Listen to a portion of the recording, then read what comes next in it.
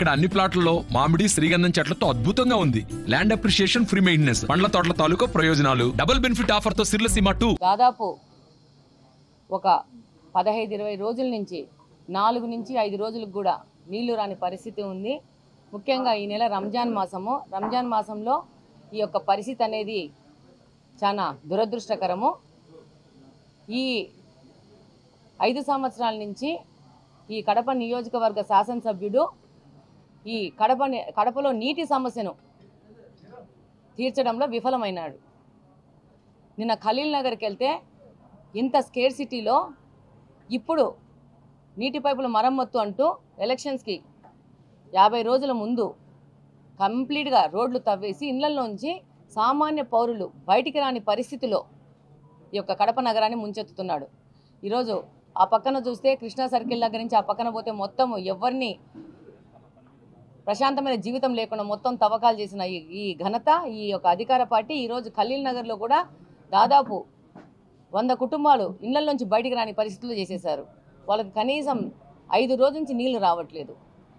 కంప్లీట్గా అధికార పార్టీ, ఆ పార్టీకి సంబంధించిన వ్యక్తులు టోటల్గా విఫలమైనారు నీటి సమస్య తీర్చడంలో. ఇంకా పోను ఈ నీటి ఎద్దడి ఎక్కువగా మారే ప్రమాదం ఉంది. దాని మీద ఏ విధమైన చర్యలు లేవు. కనీసము ఆ యొక్క ప్రాంతాలను పర్యటించి వాళ్ళకి ఏదైనా ప్రత్యామ్నాయ సౌకర్యం కల్పించే విధంగా కూడా శాసనసభ్యులు గారు ప్రయత్నించట్లేదు. ఆయనకి ఇప్పుడు వచ్చే ఎలక్షన్ ఎలా అధికారంలోకి మళ్ళా రావాలనే ఆలోచన తప్పితే ప్రజల కష్టాల గురించి ఆయనకి ఏ విధమైన ఆలోచన లేదు. నేను కలెక్టర్ గారిని అలాగనే కార్పొరేషన్ వాళ్ళని విజ్ఞప్తి చేసుకుంటున్నాను. ఈ యొక్క నీటి ఎద్దడిని మీరు తప్పకుండా తీర్చాలి. ఇప్పుడు ప్రజలు దాదాపు 5-6 రోజులైన నీళ్లు రాని పరిస్థితిలో ఉన్నారు. ఎంతమంది నీళ్లు కొనుక్కుంటారు? ఎంతో బీద వాళ్ళు ఉన్నారు. వాళ్ళకి ప్రత్యామ్నాయంగా మీరు ఈ యొక్క నీటి ఎద్దడిని నివారించాలని చెప్పేసి కలెక్టర్ గారిని అలాగే కార్పొరేషన్లోని కమిషనర్ గారిని కోరుకుంటున్నాను. రెండో పాయింట్, గాంజా. మొన్న రాత్రి మసీదు నుంచి బయటకు వస్తున్న యువకుడిని గాంజాకి అడిక్ట్ అయిన అబ్బాయి బ్లేడు పెట్టి కోసిన ఒక ఘటన జరిగింది. మరి మీరు పేపర్లో వచ్చిందో లేదో, మీరు దాన్ని పబ్లిష్ చేశారో లేదో నాకు తెలియదు, కానీ మొన్న రాత్రి 11 గంటల ప్రాంతంలో నమాజ్ చేసి బయటకు వస్తున్న యువకుడిని రాత్రికి ఇక్కడ హాస్పిటల్లో చేర్పించి ఇక్కడి నుంచి 2 గంటలకి హైదరాబాద్కి షిఫ్ట్ చేసి హైదరాబాద్లో చేర్పిస్తే ఎవరు ఈ గాంజాని ఈ యొక్క నగరంలో వాళ్ళు సపోర్టుతో ఈ యొక్క ప్రమాదం ముంచెత్తుతుందో వాళ్ళు వెళ్ళి మళ్ళీ పరామర్శిస్తున్నారు. ఈ గాంజాని ఈ విధంగా కడపలో ఈ విధంగా దుమారంలాగా తీసుకొచ్చేసి దీన్ని అంతా చేసిన అధికార పార్టీ వాళ్ళు మళ్ళా వాళ్ళు చేసిన తప్పుకి ఏమాత్రం ప్రాయశ్చిత్తం లేకుండా వెళ్ళి పరామర్శిస్తున్నారు. దీన్ని ముఖ్యంగా మీడియా దృష్టికి తీసుకురావాలనుకుంటున్నాను. సామాన్య పౌరులు ఎవరు రాత్రి 10 గంటల తర్వాత బయటకు వచ్చే పరిస్థితుల్లో లేదు. మనం ఇంతకుముందు మాట్లాడుకునే వాళ్ళం, ఆడవాళ్ళకి బయటకు వచ్చే పరిస్థితి ఉండాలా, ప్రశాంతంగా వాళ్ళు ధైర్యంగా బయటకు రావాలని చెప్పి అనుకునే వాళ్ళం. ఇప్పుడు ఆడవాళ్ళకి కాదు, ఈవెన్ 18 సంవత్సరాలు 20 సంవత్సరాలు ఉన్న యువకులకు కూడా ధైర్యంగా రాత్రి 10 గంటలు దాటినాక రోడ్ల మీద నడిచే పరిస్థితి లేదు. ఇంత అధ్వాన్నమైన పరిస్థితిలో శాంతి భద్రతలకు లేకుండా ఎవరికి ప్రజలకు రక్షణ లేని విధంగా ఈ యొక్క అధికార పార్టీ 5 సంవత్సరాల నుంచి ఈ కడప నగరాన్ని తయారు చేశారు.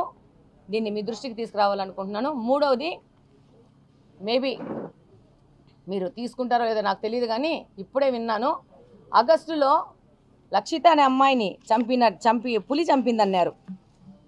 ఆ అమ్మాయి చంపిన పులిని పట్టుకున్నారంట. ఫోరెన్సిక్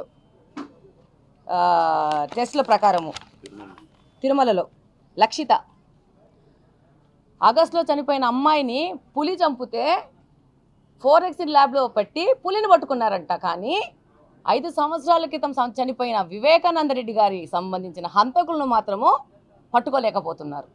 ఇది రాష్ట్రంలోని పరిస్థితి. ఇది కడప జిల్లాలో పరిస్థితి.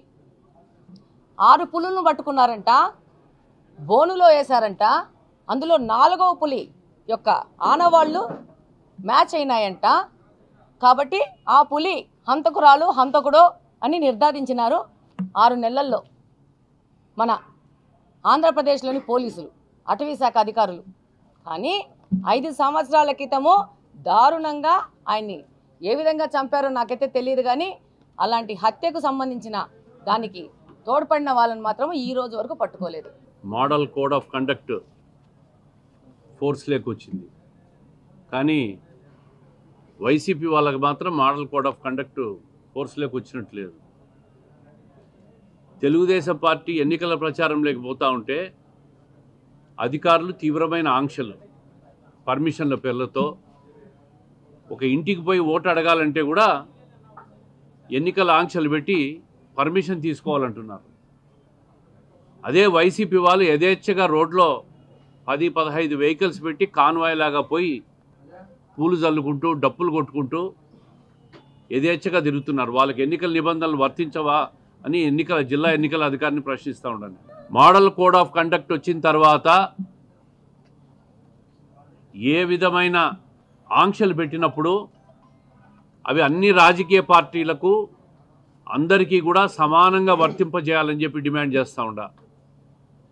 జిల్లా ఎన్నికల అధికారికి వైసీపీ వాళ్ళకు ఒక మోడల్ కోడ్ ఆఫ్ కండక్టు, తెలుగుదేశం వాళ్ళకు ఒక మోడల్ కోడ్ ఆఫ్ కండక్ట్ అంటే కుదరదు.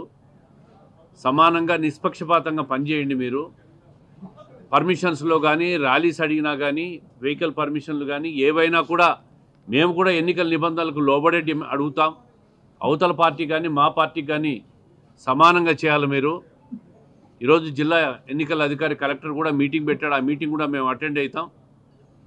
కానీ నిష్పక్షపాతంగా ఉండాలని చెప్పి డిమాండ్ చేస్తూ ఉంటాం. వాళ్ళకొక రూలు మాకొక రూలు కాదు. ఈరోజు మేము నడిచి ఇంటికి పోవాలంటే కూడా పోలీసు వాళ్ళు వెంటబడి ఫోటోలు తీసుకొని అప్లోడ్ చేస్తూ ఉంటారు. 5 మందిని పోతే కూడా వాళ్ళ పర్మిషన్ తీసుకోవాలన్నా. అదే వైసీపీ వాళ్ళు రోడ్ల మీద 10 వెహికల్స్ పెట్టి యథేచ్ఛగా తిరుగుతూ ఉంటే ఈ ఎన్నికల అధికారులకు వాళ్ళు కనపడడం లేదా అని చెప్పి నేను అడుగుతూ ఉంటా. నిష్పక్షపాతంగా పనిచేయాలా, మేము అదే డిమాండ్ చేస్తూ ఉన్నాం. రెండవది, ఈరోజు ఎన్నికల్లో అందరూ అభ్యర్థులను ప్రకటించారు 2 పార్టీలు. వాళ్ళు యుద్ధానికి సిద్ధమంటే మేము సంసిద్ధంగా ఉన్నాం. ఈ 5 సంవత్సరాల్లో కడప జిల్లాలో ముఖ్యమంత్రి గారు సొంత జిల్లా అని చెప్పుకొని 10కి 10 స్థానాలు గెలుచుకున్న పరిస్థితుల్లో ఈ జిల్లాకు పూర్తిగా అన్యాయం చేసిన ఘనత ఎవరిదంటే ఈ ముఖ్యమంత్రి గారిదే. ఏ హామీ కూడా నెరవేర్చని ముఖ్యమంత్రి ఎవరంటే ఈయనే. రాజశేఖర రెడ్డి గారు ముఖ్యమంత్రిగా ఉన్నప్పుడు ఆయన పేరు చెప్పుకొని ఈయన ముఖ్యమంత్రి అనే సానుభూతితో గెలిచి జిల్లాను అన్ని విధాలుగా పూర్తిగా విస్మరించి నట్టేట ముంచిన ముఖ్యమంత్రి అయినా. ముఖ్యమంత్రి గారు కడప జిల్లా అంట, కడపలో మైనారిటీ మంత్రి అంట. ఇంత పెద్ద పదవులు పెట్టుకొని కనీసం తాగునీటి కొరత తీర్చలేని పరిస్థితుల్లో వీళ్ళు ఉన్నారంటే వీళ్ళకి మళ్ళీ ఓట్లేయాలా అని చెప్పి నేను ప్రజలను అడుగుతూ ఉంటా. ఏ సమస్య కూడా తీర్చలేక ఒకవైపు రైతులు కరువుతో అల్లాడిపోతూ ఉన్నారు. కరువు మండలాలుగా ప్రకటించడంలో ప్రభుత్వం విఫలమైంది. కనీసం తాగునీరు కూడా సమస్యను పరిష్కరించలేకున్నారు. పేద ప్రజలంతా అల్లాడిపోతూ ఉన్నారు. ఒకవైపు రంజాన్ మాసం, అందరూ పండగ చేసుకుంటూ ఉన్నారు. ఇప్పటికైనా జిల్లా కలెక్టర్ గారు, మున్సిపల్ కమిషనర్ స్పందించి తాగునీటి సమస్యను పరిష్కరించాలని చెప్పి డిమాండ్ చేస్తూ ఉన్నాం. తెలుగుదేశం ప్రభుత్వం అధికారంలోకి వస్తే వచ్చిన వెంటనే తాగునీటి సమస్యకి ఇంటింటికి కుళాయి కనెక్షన్ అనేది ఏదైతే మా ఎన్నికల ప్రణాళికలో మేనిఫెస్టోలో ఉందో దాన్ని తప్పకుండా అమలు పరుస్తాం. ఇంటింటికి కుళాయిని ఇచ్చే బాధ్యత తెలుగుదేశం పార్టీ తీసుకుంటామని చెప్పి స్పష్టంగా తెలియజేసుకుంటూ, ఎన్నికల విధులు ఎవరైతే ఏకపక్షంగా వ్యవహరిస్తున్నారు అధికారులు, వాళ్ళ మీద కూడా మేము జిల్లా కలెక్టర్గా ఫిర్యాదు చేస్తాం. కొంతమంది అధికారులు రాతపూర్వకంగా కూడా చేస్తాం. వాళ్ళందరినీ కూడా ఎన్నికల విధుల నుంచి తప్పించాలని చెప్పి డిమాండ్ చేస్తాం. మోడల్ కోడ్ ఆఫ్ కండక్ట్ అన్ని రాజకీయ పార్టీలకు ఒకటే విధంగా ఉండాలని చెప్పి అది కూడా డిమాండ్ చేస్తాం.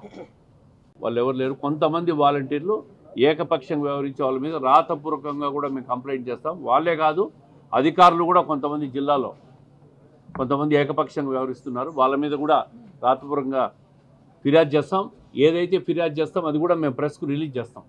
ఫిర్యాదు ఎవరు బెదిరించినా తెలుగుదేశం పార్టీ వాళ్ళు ఎవరు బెదిరే వాళ్ళు లేరు. ఆ రోజులు పోయినాయి.